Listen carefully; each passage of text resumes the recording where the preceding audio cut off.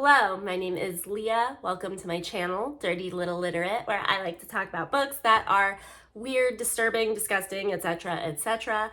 And the book I'm going to be talking about today is What Was She Thinking? Notes on a Scandal by Zoë Heller, which is, this is a silly title, but we're taking it. This was a book that my mom sent me amongst a batch of weird books. So, we're rolling with it along with other books that I have covered. This is another child predator type of novel, particularly about a teacher doing some things that she should not be doing with her student. So Tampa, we've read Tampa, we know that whole spiel, but there's a reason that this book is different. And this book is different because it is told not from the perspective of the teacher herself, and it is also not told from the perspective of her victim, the teenage boy that she ends up having this kind of ongoing ordeal with. It's actually told by this woman named Barbara, and Barbara is in her 50s, and she is also a teacher who works at the same school as our main character. Our main character is Sheba, and truly the reason that this is such an interesting book is because of this perspective that it's told from. Because, we're thinking we're going to kind of hone in on this pervert teacher, but honestly, I was more wrapped up in this fucking weirdo, Barbara, who is telling this story. So right off the bat, the way that the book starts, Barbara starts talking to us about Sheba telling her about the first time that her and the boy in question, one of her students, kissed. Barbara often refers to this boy by his last name, which is Connolly, the Connolly boy. So Sheba is telling Barbara about this first kiss. And we're trying to figure out what's Barbara's role in this whole situation, because her telling of this story, it's self-aware in the sense that it's understanding how the public is perceiving the situation. Thus, we understand that people know about what happened. She's been found out. They are in the process of finding out what the specific legal repercussions are going to be of Sheba's actions. And she is talking about the news coverage of Sheba and how they're portraying her in the media, like how she is passing her oral boards, wink, wink, wink, and, some other punny shit, I guess. And, Barbara just thinks that they're doing Sheba a little dirty.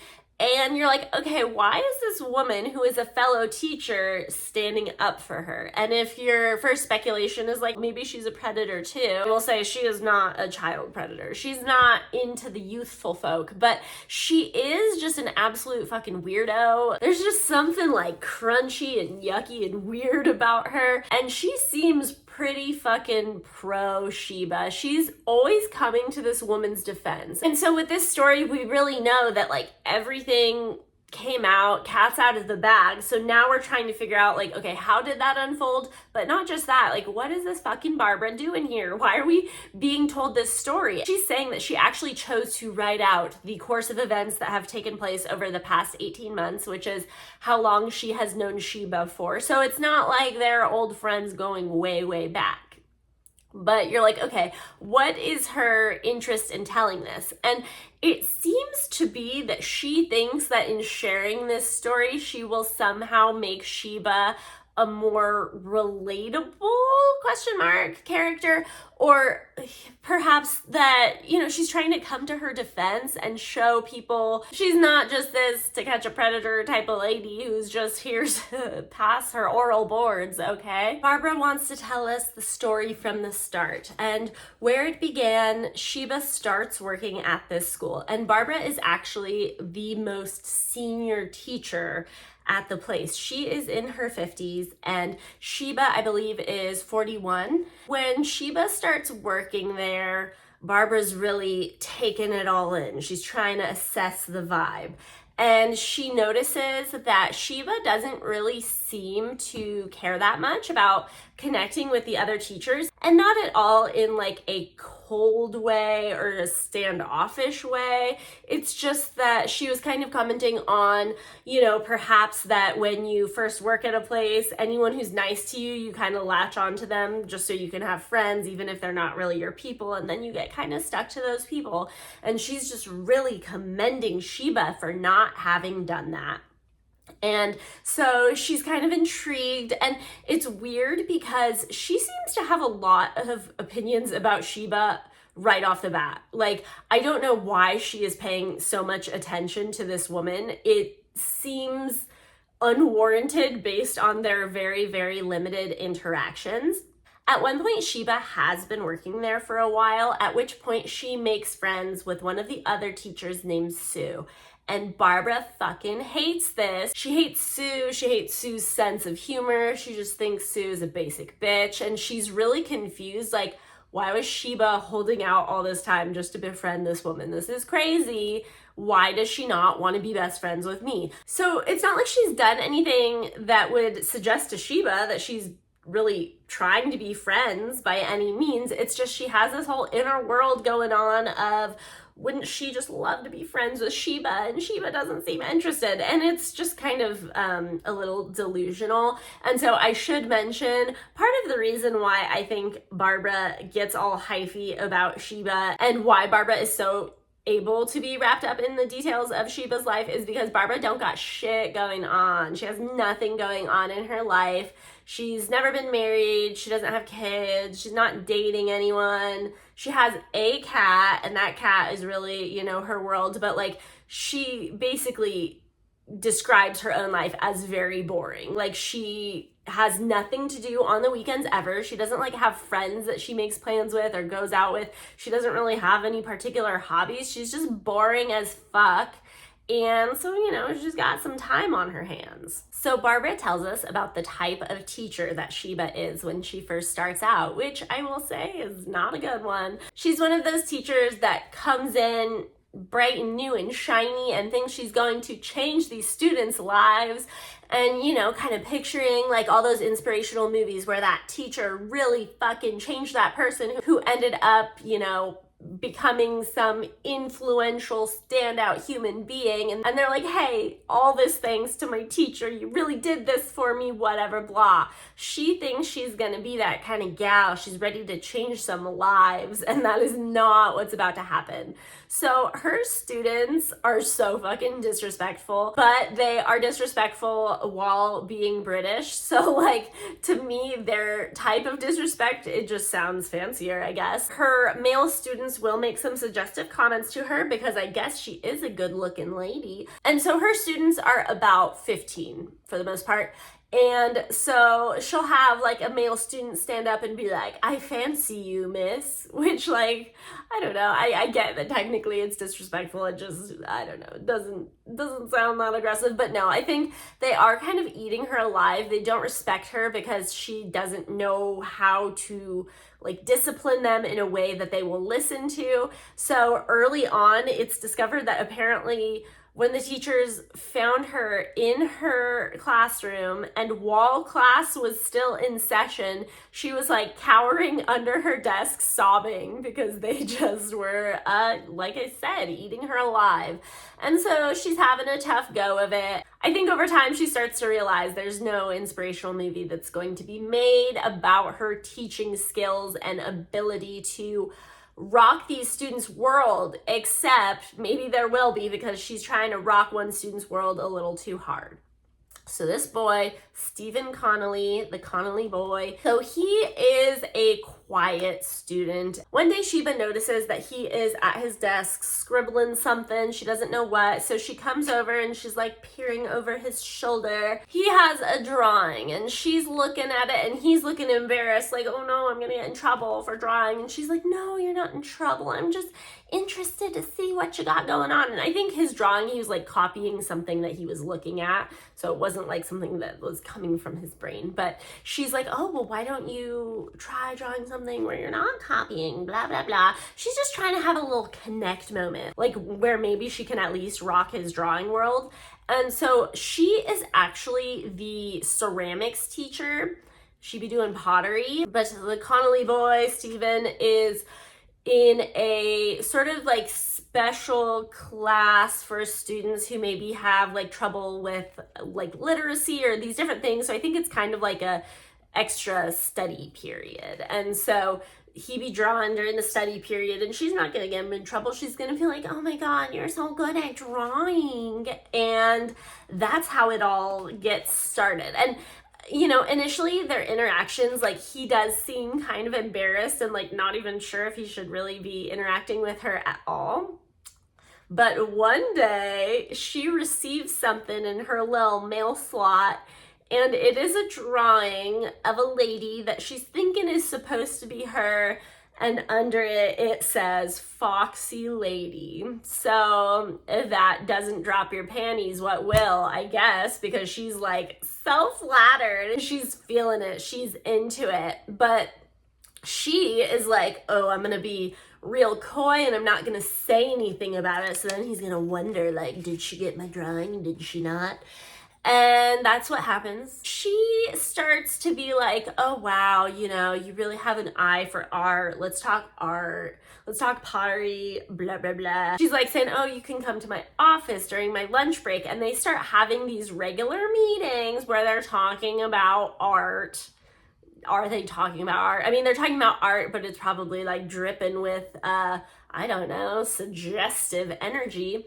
And one day after one of these sessions, he is walking her to her bike. She doesn't drive a car, she'd be biking. He's walking her to her bike and he just goes to kiss her.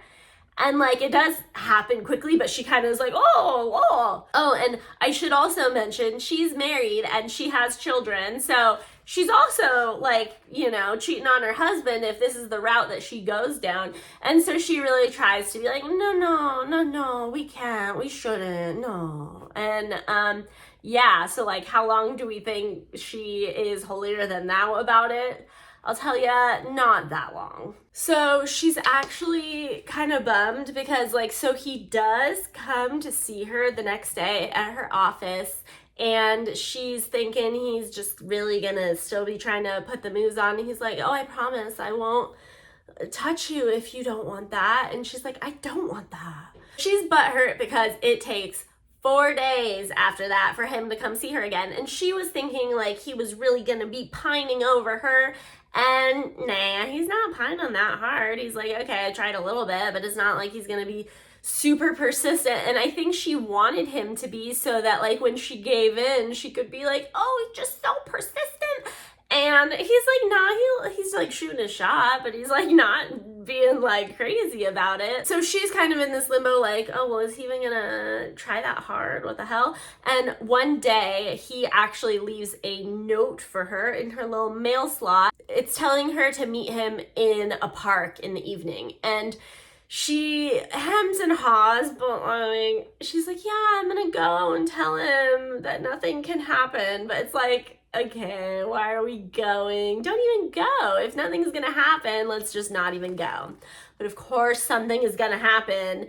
So she goes to the park, and of course, they end up, you know, smashing. And, you know, again, I'm using this language, just slinging it around, but as we understand, she is an adult, he is a minor, this is sexual assault, but in his mind at the time, they're smashing. And I will say, it is really not like this boy is particularly mature or charming. It really does seem like this is your average fucking 15-year-old boy.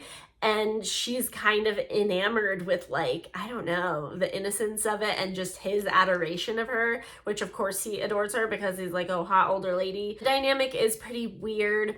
We do find out that apparently her husband, Richard, she was his student when she was in college. He was her professor. He is significantly older than her. So this whole teacher-student dynamic, she's no stranger to it, but it was the opposite sort of situation. And of course, she was not a minor at the time that they got together. At a certain point, Barbara and Sheba do start to form a bit of a friendship. It's kind of slow going and, just kind of little comments here and there. But at one point, Barbara had actually stuck up for Sheba when some students were doing her dirty, and she was almost trying to embarrass Sheba by being like, look at how much better I am at handling this situation than you. But Sheba was just so grateful that Barbara was like, oh, well, I guess it's not even feeling that fun to be a bitch about it if she's not even getting that I'm trying to be a bitch about it.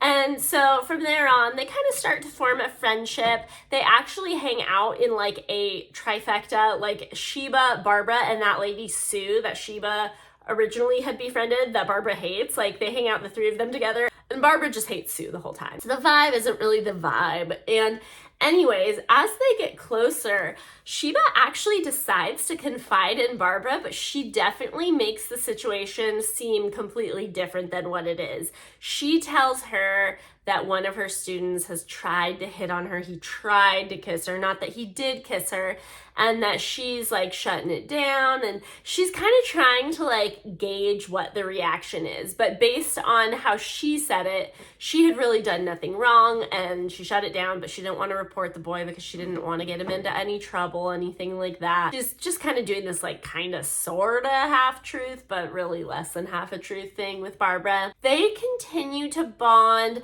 Sheba will invite Barbara over to meals with her family.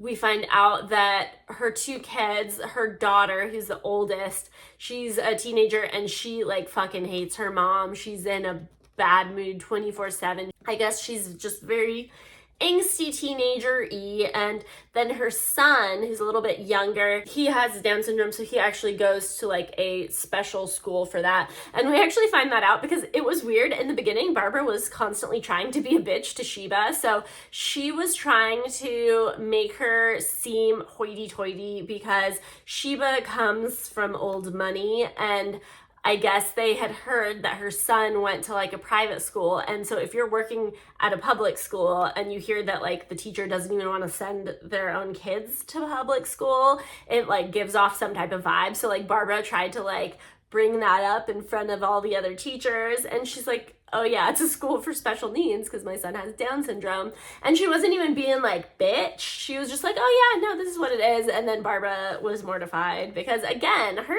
trying to be a bitch to Sheba just doesn't usually work out too well for her. So Sheba and Barbara's friendship continues on.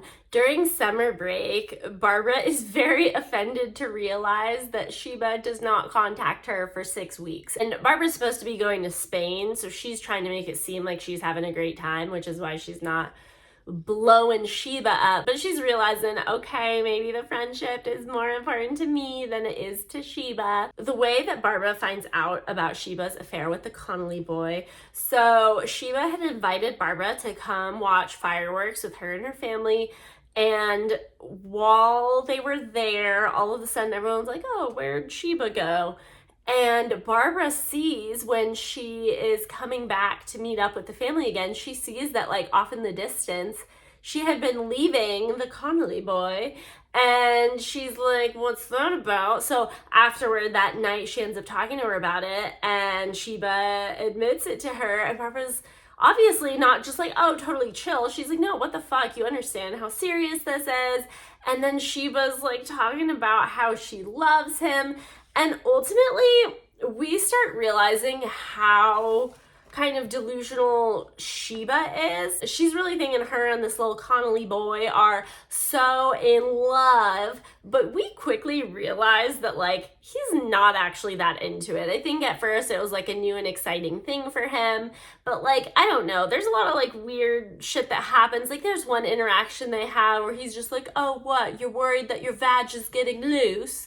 Like making fun of her for being old or whatever. I don't know. And it's just like, God, that's so teenage boy-y, and why are you permitting that? And anyways, she starts to sense that this boy is becoming more and more disinterested in her. And the more that happens, the more anxious she gets, and the like more hardcore she is, like latching on, like trying to blow his phone up. She just will drive past his house. She's just doing the most. We don't love it. And he's getting kind of weirded out by her, I think. And the whole time, Barbara's kind of like a listening ear for her. So she'll be like, I think Steven doesn't like me anymore. And Barbara's like, uh-huh. And she just is so enamored with Sheba that she's just like, okay. And she just listens to all of it. And we do find out that Barbara at one point actually had a weird past relationship with a different friend who it sounds like she did the same thing she's doing with Sheba, where she becomes like basically kind of obsessed with them, and she's acting like this friend just kind of ditched her out of nowhere and said she was too intense or whatever. And you kind of get the sense that like, no, like Barbara becomes fucking obsessed with them and kind of stalkery and kind of scary, and then the friend doesn't like it. And I think she's doing the same thing with Sheba. So there is one teacher at the school who actually has quite a crush on Sheba, and he's super gross and annoying and weird and awkward, and we just don't like him. He's a loser. One day he asks Barbara out to dinner, and she's not like actually interested in him, but no one ever wants to hang out with her, and the fact that someone would even invite her to do anything is like the highlight of her life. So she's getting all fucking gussied up to go out on a date with this man, and afterward he invites her back to his apartment, which is fucking painfully embarrassing. Like, bachelor pad is like, you know, quite the euphemism for this. It's a shithole. He does not take care of anything. It's just gross. Barbara's still, you know, plugging right along. They're not even having fun, but she's like, hey, someone's paying attention to me. And then he starts doing this gross thing where he's like, so I like someone. And so she thinks he's being coy, like, oh, I like you, whatever. And her response, he realizes that that's what she's thinking. And he's like, oh, no, not you.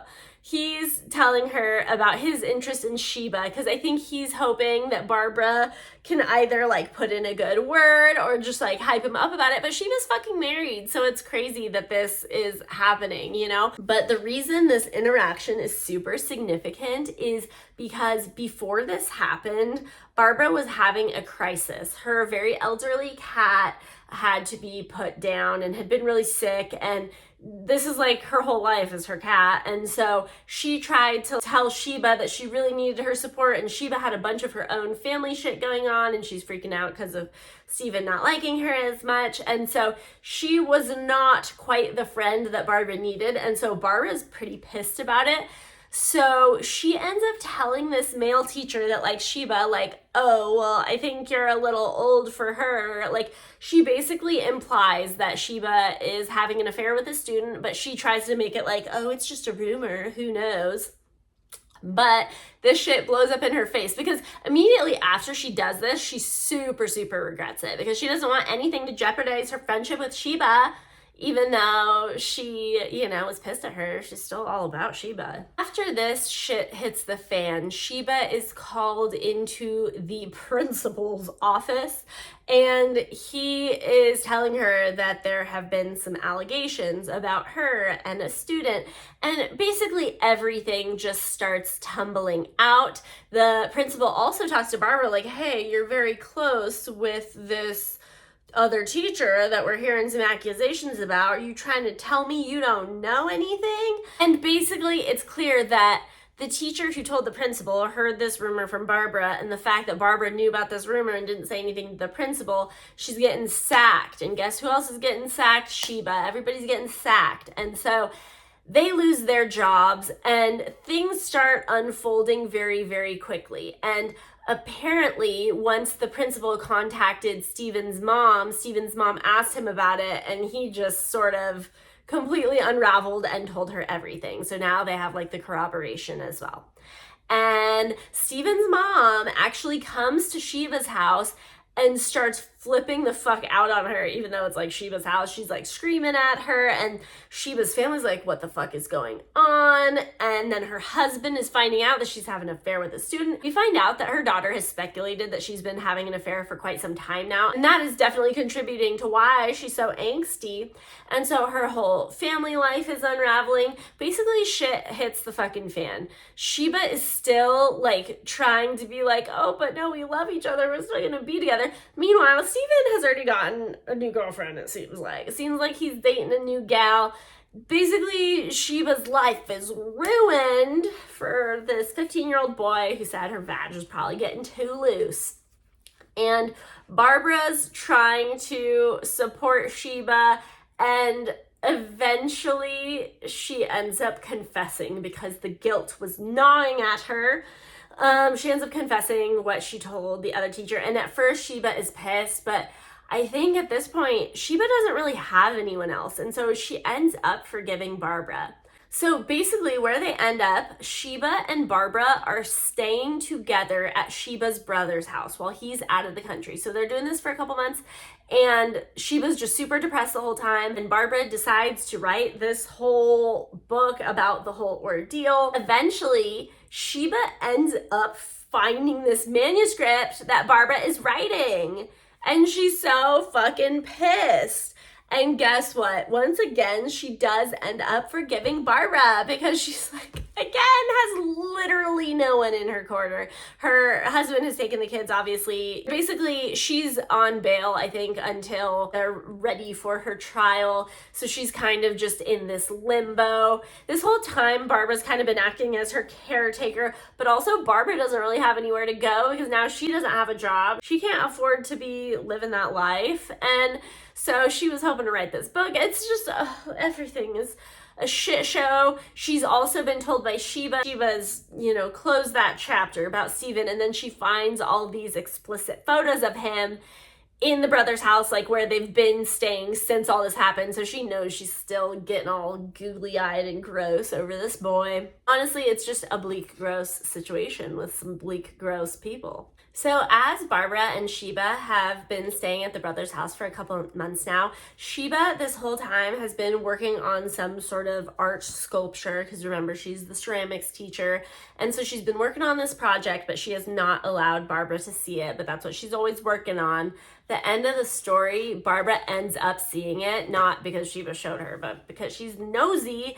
And it's a lady with a boy. It's supposed to be her and Steven. It's gross. And it's just gross. And basically it ends with Barbara being like, she knows not to go too far without me. Kind of like that basically Sheba completely relies on her, and she kind of inserted herself into Sheba's life in a way where now Sheba needs her. And realistically, if you think about it, probably nothing would have ever come out if Barbara hadn't said anything. So she is the one who kind of made it so that Sheba got in trouble and lost everything. Otherwise, I don't think anyone would have known. So she kind of did make it so that Sheba needed her. What's interesting to me about this book is in the beginning, Sheba is actually presented as a fairly sympathetic character. I don't know, she just seems like very kind to people. There's something about her that like the book kind of makes you like her, and I think that could be because it's written from Barbara's perspective and because Barbara's so into Sheba. She's just really trying to highlight all the good stuff.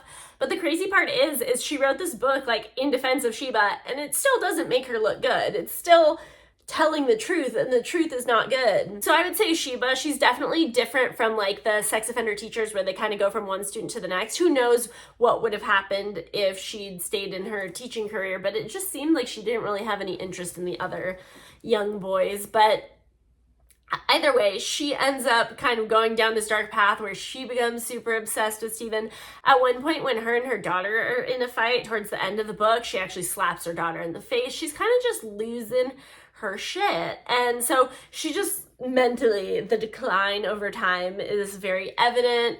And so now she's getting a little crazy, and Barbara's always been crazy. And yeah, it's just an interesting story to see this woman who's defending her, because I don't know, I think she's like in love with her, but she never says it in so many words. But I'm like, that's kind of, I don't know, that's the vibe that I'm getting. But who's to say? I did like this book, even though it's not like the most original concept. I liked reading it from Barbara's perspective and not knowing how weird Barbara was going to be. And it's not that Barbara does a ton of crazy stuff. It's more her inner world, and like all her ruminations about Shiva are just kind of creepy. And she's like very in defense of like Shiva in the sense that she doesn't really see anything wrong with like adults doing stuff with minors. Like, it's not her cup of tea, but she's like, who cares? Who cares? It's just kind of a crazy stance to take as a teacher, but there we are. That was this book. Again, the title, What Was She Thinking? Notes on a Scandal. It's a silly title. Let's change the title. I'm fine with changing the title. But anyways, thank you so much for joining me. See you next time. Bye.